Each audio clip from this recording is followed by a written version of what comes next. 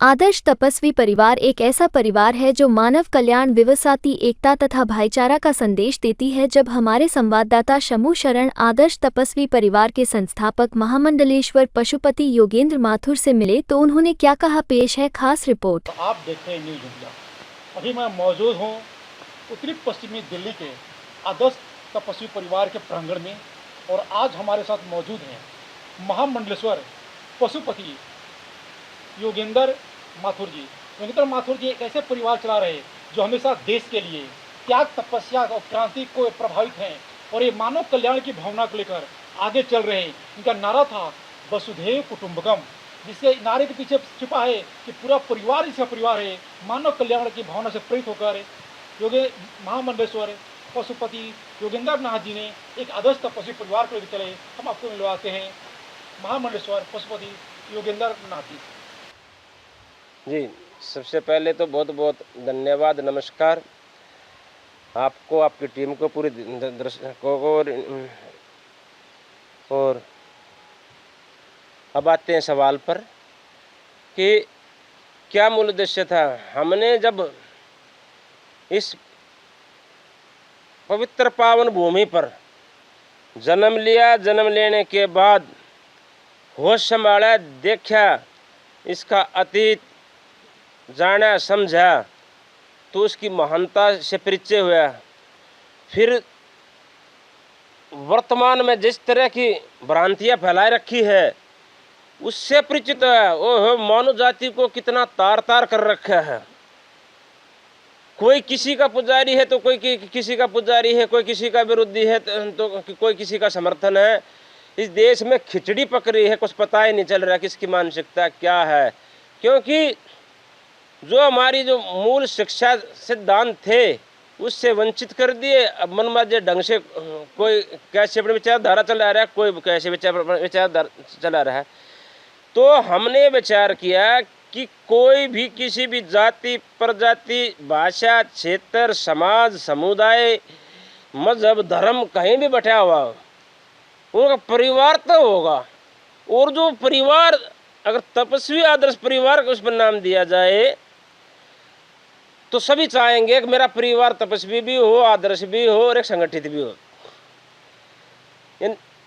तपस्वीवाद परिवार किसी भाषा के क्षेत्र में नहीं आता, किसी जाति मजहब के क्षेत्र में नहीं आता, इसलिए इसका नाम दिया गया है। और दूसरा कारण यह है कि सर्वप्रथम एक व्यक्ति के चरित्र का निर्माण होता है, उसके पश्चात एक परिवार का निर्माण होता है, फिर एक समाज का निर्माण होता है, फिर एक क्षेत्र का निर्माण होता है और फिर एक राष्ट्र का निर्माण होता है।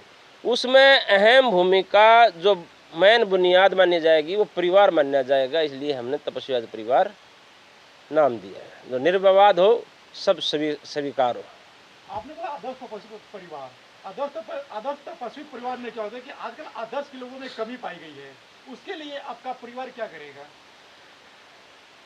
हमने जब एक कमी देखी तभी ये मान के चले आता, इस कमी को दूर करने के लिए हमें एक प्रेम की, प्रीति की, परोपकार की, सहानुभूति की, अपनेपने की, एक तपस्वी की, एक आदर्श की एक ऐसी धारा बहानी पड़ेगी जिससे मेरा देश, मेरा समाज, मेरी मानव जाति वंचित है, उसके प्यासे हैं, उसके तसाए हैं। तो हमने ये प्रण किया था कि आजीवन किसी के साथ दगा नहीं करेंगे, धोखा नहीं करें। यदि हमारे साथ किसी ने कर भी दिया तो हंस के सहेंगे और अपने अंदर ही समेट लेंगे, लेकिन पलट कर दूसरे को नहीं देंगे। आज तक वो हम उस प्रण पर रुके हुए हैं, टिके हुए हैं, चल रहे हैं, सत्य पथ पे चल रहे हैं और उसकी बहुत भारी कीमत हम चुका भी चुके हैं। ईश्वर ने, प्रकृति ने, परमात्मा ने उस हमें परखा भी है, हमारी परीक्षा भी ली है और हम परीक्षा लेकर तैयार होकर इस देश और समस्त मानव जाति के कल्याण हेतु आपके समक्ष तैयार खड़े हैं।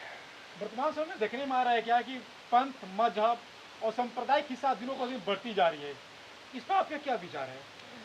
इसका मेरा ये विचार है कि जैसे दिया बुझने से पहले फड़फड़ाता है फिर आखिर बुझ जाता है, और तो जितनी भी अनेक मतपन संप्रदाय की लड़ाई है, अनेक ईश्वरवाद की लड़ाई है, अनेक संविधाओं की लड़ाई है, ये सारी पाखंड, पागलपन और प्रतिशोध से शुरू होती है। अब इन चारों चीज़ों पर यहाँ पर विराम लग जाना चाहिए। इस पावन भूमि पर ना कोई पापी होगा, ना कोई पाखंडी होगा, ना कोई पक्षपाती होगा, ना कोई पागलपन करने वाला ईश्वर अल्लाह गॉड के नाम पर किसी को मार दे, जान से मरेगा तब भी हूर, मारेगा तब भी हूर। और ना ही कोई पिछली कोई ऐसी कहानी मार दिया। इस हिंदू मुस्लिम की लड़ाई को, इस पागलपन की लड़ाई को, प्रतिशोध की लड़ाई को हमेशा के लिए यहाँ पर विराम करने के लिए तपस्वीवाद परिवार ने एक मुहिम चलाई है, जिसमें हम विषमदेव कुटुंबकम का नाम देकर विश्व कल्याण हेतु ये 3 शब्दों पर गौर किया जाए। एक पृथ्वी, एक परिवार और एक आस्था विचार। कि हमारे जन्मदाता, पालनकर्ता और संहारकर्ता, वो आदि शक्ति, वो महान शक्ति, वो ब्रह्म शक्ति, वो सत्य शक्ति, वो कौन सी है, क्या नाम स्वरूप है उसका, क्या कार्य क्षेत्र है, क्या नियम सिद्धांत है, वो दिखता कहाँ है, दिखता कैसा है, रहता कहाँ है, खाता क्या है, सामने आए तो पहचानेंगे कैसे। इसी के नाम पर यहाँ पर यह बहुत पागल प्रपाखंड मचा हुआ है। हमने महसूस किया है जो एक ये शरीर मिला है, एक नाव मिली है, ये डिब्बा, एक खाका दो भी मिला है, ये ईश्वर प्राप्ति के लिए मिला है, मोक्ष की प्राप्ति के लिए मिला है, आनंद परमानंद की प्राप्ति के लिए मिला है। और इसमें जो ये बोलने वाली प्राण शक्ति, ये आत्मा भी बोलते हैं, ये आत्मा एक अनंत महाशक्ति से बिछड़ा हुआ अंश है। ये अंश उस अपनी माँ को, वो महाशक्ति को खोजता है। हमारे डीएनए में आध्यात्मिकता है, ईश्वर के प्रति आस्था है।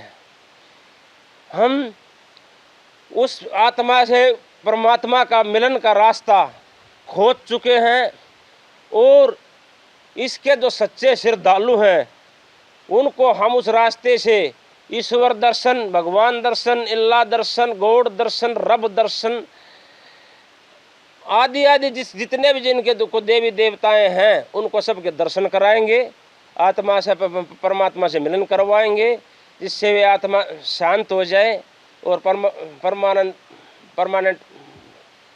परमात्मा को प्राप्त कर लें। इसलिए हमने ये मुहिम शुरू करी है कि अलगाववाद यानी सांप्रदायिकवाद, हिंसा, मार्जनी, खून खराबा, बलात्कार, लूट खसोट जो धर्म के आडमोह हैं, मजहब के आडमोह हैं, अनेक ईश्वरवाद के आडमोह जिसे सांप्रदायिक बोलते हैं, ये मानसिक रोग बंद होना चाहिए। और किसी ने इसको समाप्त और पूर्ण विराम लगाने का कोई संपूर्ण समाधान भी नहीं किया, संपूर्ण प्रयास भी नहीं किया।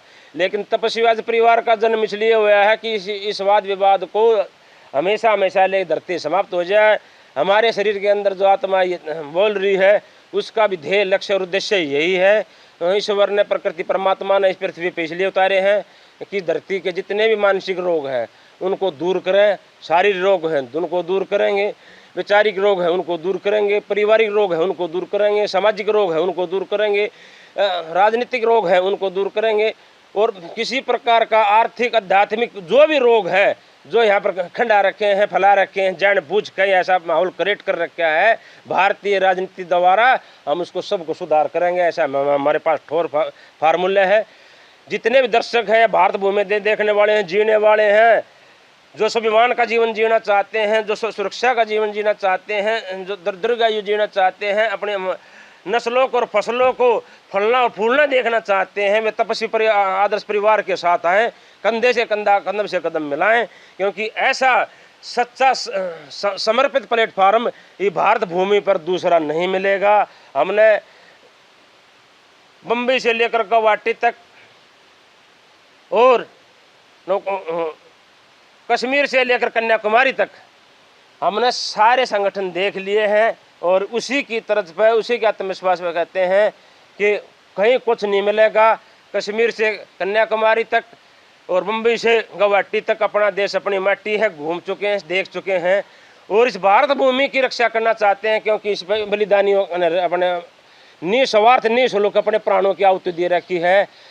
खड़े हो अपने निज स्वार्थों से, उठ के खड़े हो अपने स्वादों से ऊपर खड़े हो अपने मौज मस्ती से खड़े हो, ऊपर उठो, दायरा तोड़ो अपने निज इस संकोच का दायरा छोड़ो और बाहर निकलो, संगठित हो सभ्य शक्तियों।